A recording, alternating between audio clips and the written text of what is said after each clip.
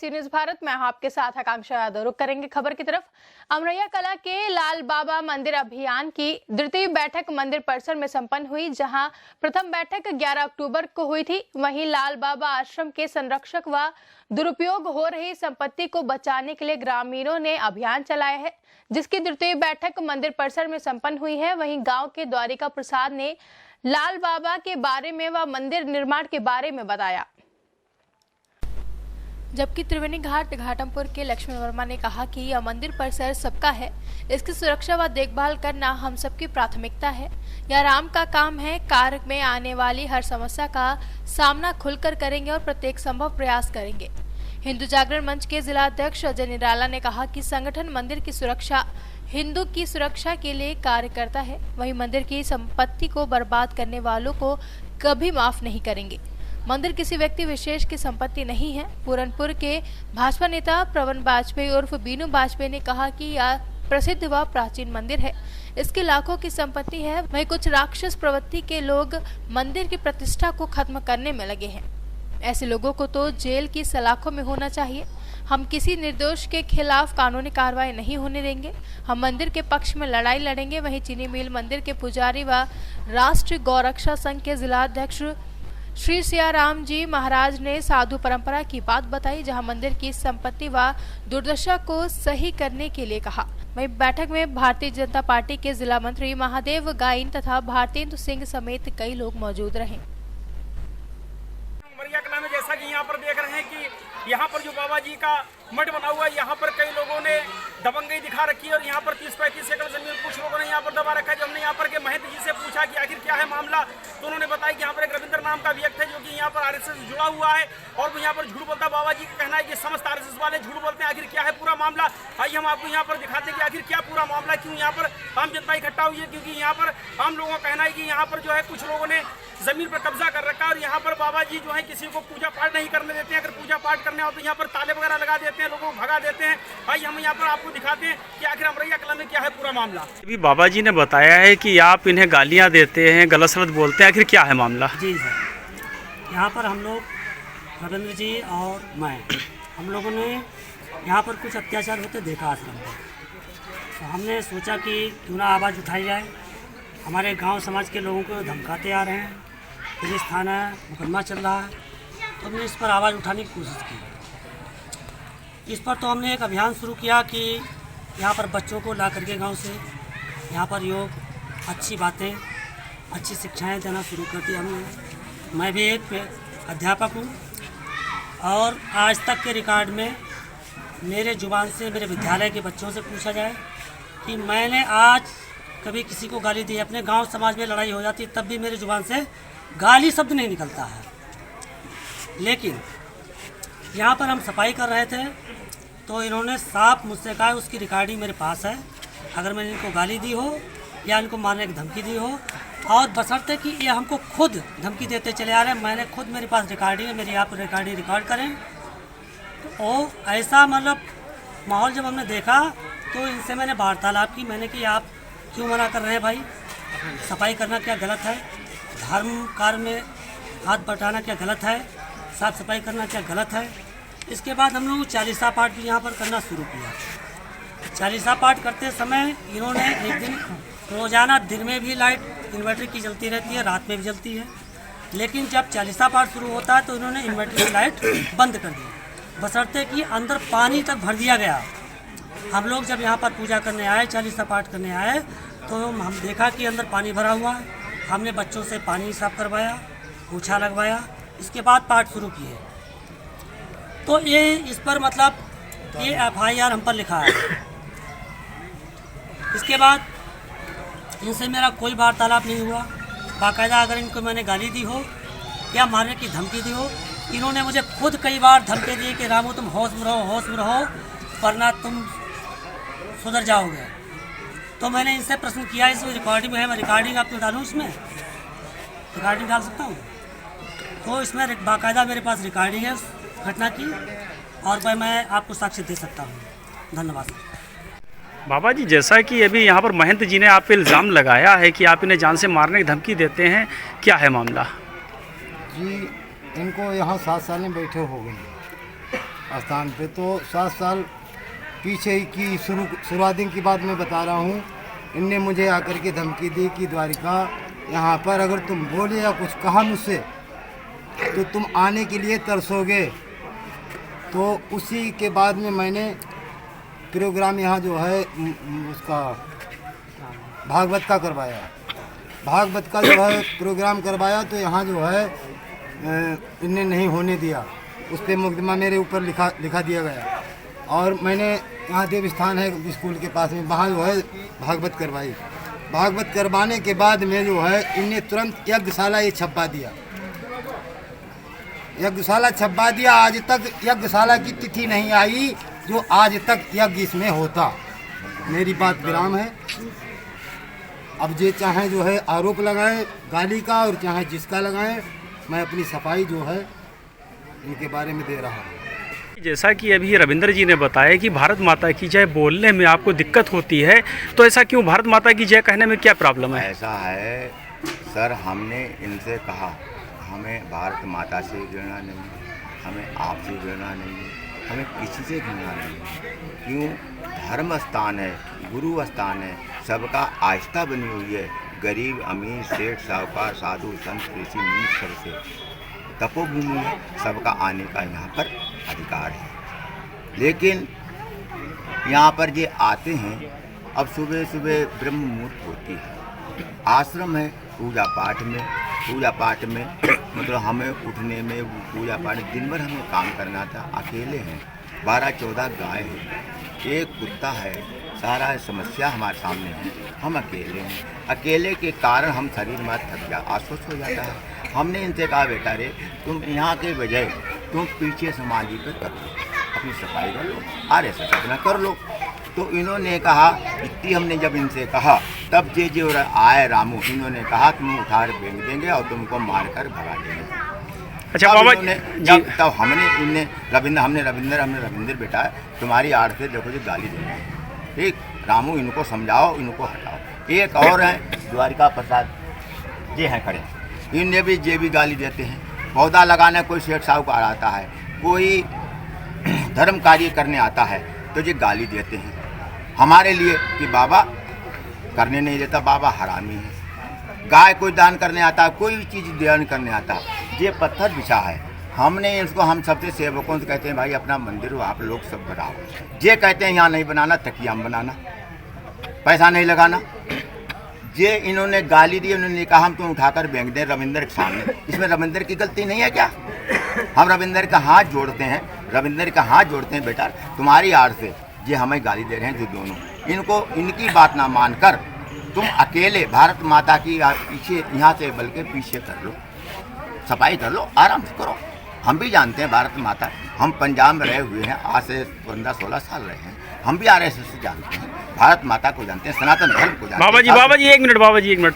जैसा कि आपने बताया रविंद्र जी के लिए कि RSS वाले झूठ बोलते हैं, आपको कैसा लगता है कि RSS वाले झूठ बोलते हैं? अभी जो आपने बताया था इस बात पर भी कुछ बताइए। हमने इनसे कहा था, हमने कहा बेटा रे देखो तुमसे हमारा नहीं है ये कि जो लोग हमसे किसी को हमें यहाँ पर दखलंदाजी, किसी को कोई चीज़ लेना पड़ता है, किसी को अपने मनमानी करते हैं, किसी को पैसा लेते हैं, किसी को ज़मीन की ज़रूरत है, किसी को स्थानीय कब्जा करने की ज़रूरत है, तो हम इनके खुदामन करते हैं। आज हमको 12 साल हो गए हैं परमानेंट रहते हुए, हम इनके लोगों को खुदामन जी हमारी गाली देते हैं, हम बर्दाश्त करते हैं। लेकिन जब हमसे कहा कि हम तुमको मार कर भगाएंगे, रामू ने कहा, द्वारिका ने कहा, तब हमने रविंद्र समझा, रविंद्र ने कहा एक को गाली नहीं दी। और हम भाई साधु हैं। दूसरी बात पृथ्वी है, भारत माता है, गौ माता है, गौएँ अकेले हैं, 12 गौओं की देख लीजिए। भारत माता हम किसी के विरोधी नहीं है, किसी के विरोधी नहीं है। नहीं बाबा जी, भारत माता तो सबकी माता है, हमें अन्न देती है, हमें उपज देती है, हमें जल देती है, हमें वायु देती है, तो भारत माता को गाली देने का कौन सा इसमें वो बनता है? नहीं जब गलत बोल। तो अच्छा एक बात और बताइए, आप अभी मैं संतुष्ट नहीं हुआ आपके जवाब से। अभी आपने कहा था कि RSS वाले झूठ बोलते हैं, RSS वालों ने आपसे क्या झूठ बोला? आप इस बात को बताएं, केवल आप संतुष्ट करें। हमने रविंद्र के हाथ जोड़े, हमने बेटा नहीं तो रविंद्र से और RSS से क्या मतलब? आपने RSS को RSS को अभी बताया आपने कि झूठ बोलते हैं। नहीं हमने आप केवल रविंद्र का नाम लेते नहीं, RSS किसी का नाम ना लिया, ना अभी आपने क्या, अभी सारे लोगों के सामने बोला, काफी पूरी टीम खड़ी है। RSS का नहीं हम। अच्छा चलिए नहीं कहा आपने, ठीक है। अच्छा एक बात और बताइए, अभी जो आपने FIR करवाई हुई है रविंदर पर, आखिर किस बेस पे आपने FIR करवाई, क्या वजह थी हमने ऐसी? साहब जब इन्होंने मारने के लिए कहा, धमकाने के लिए, इन लोगों को कहा हम तुमको यहाँ से भगा देंगे, मार देंगे और तुम यहाँ से चले जाएंगे। तो क्या रविंदर ने आपको जान से मारने के लिए कहा था? क्या रविंदर ने, ये रामू और ये इन लोगों ने कहा, और रविंदर के सामने रविंदर तो अब तो सारे लोग खड़े हैं सामने, रविंदर पक्ष ले रहे हैं, रविंदर नहीं कुछ कह रहे हैं। हाँ, रविंदर को हम खुदामंद कर रहे हैं, हाथ जोड़े हैं, लेकिन रविंदर नहीं मार रहे। रविंदर कह रहे हैं हमें तो हटाना है, जो काम करना है हमें तुमको हटाना है, भगाना है, मारना है। तो इसका काम है, आप लोगों के सामने अगर कोई हमारे लिए शब्द बोलता है तो गलती तो आपकी भी होगी। हमारे भाई इनके सामने गलत क्यों बोल रहे हैं? और ये रात दिन इनको आते हैं। चलिए ठीक है बाबा जुड़े हुए हैं, ठीक है बाबा जी, ठीक है। नाम से प्रसिद्ध है, ठाकुर द्वारा है, मंदिर है, और करीब 20 साल से ऊपर महाराज जी को स्वर्गधाम पधारे हो गया।